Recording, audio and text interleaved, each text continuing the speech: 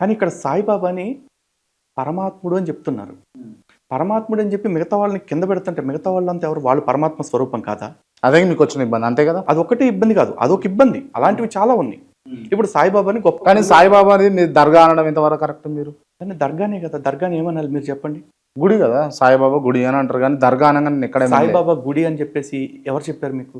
General గా అనడం సాయిబాబా గుడి దగ్గర ఉన్నాం, ల్యాండ్ మార్క్ కూడా చెప్పడం సాయిబాబా గుడి దగ్గర, సాయిబాబా టెంపుల్ దగ్గర ఉన్నాము అని అంటారు. సుప్రీం కోర్టుకి కానీ లేకపోతే మద్రాస్ హైకోర్టుకి కానీ, మద్రాస్ హైకోర్టుకి కానీ, ఆంధ్రప్రదేశ్ హైకోర్టుకి కానీ, ఉమ్మడి ఆంధ్రప్రదేశ్ హైకోర్టుకి కానీ వాళ్ళు ఇచ్చిన రిఫరెన్సెస్, వాళ్ళు ఇచ్చిన అఫిడవిట్స్లో చెప్పిన మాట ఏంటంటే ఇది హిందూ ఆలయం కాదు, ఇక్కడ ఎటువంటి అన్ని హిందూ పద్ధతుల్లో జరుగుతున్నా కూడా హిందుత్వానికి దీనికి సంబంధం లేదు, సాయిబాబా అన్ని మతాలకి సంబంధించిన వాళ్ళు అని చెప్పారు.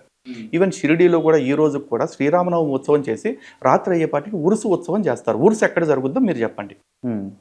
దర్గాల్లోనే జరుగుతుంది. అండ్ ఇంకోటి, ఆల్ ఇండియా సాయి సమాజం మద్రాస్ హైకోర్టుకి ఇచ్చిన అఫిడవిట్లో ఇచ్చిన మాట ఏంటంటే మా సాయి మందిరాలలో, ఆలయాల్లో కాదు, మందిరాల్లో సాయిబాబా ఫోటో తప్ప మిగతా ఎక్కడా కూడా వేరే ఏ దేవతలకు సంబంధించిన, ఏ ఋషులు లేకపోతే మునులు సాధకులకు సంబంధించిన ఇతరత్ర ఫోటోలు ఎవరివి మందిరంలో ఉండవు, కావాలంటే మందిరం బయట పెట్టుకుంటాం మేము అని చెప్పారు. ఆ రోజున పటాలే వేరే వాళ్ళే పెట్టమని చెప్పిన వాళ్ళు ఈ రోజున ఆలయాల్లోకి విగ్రహాలు ఎలా తెచ్చారు?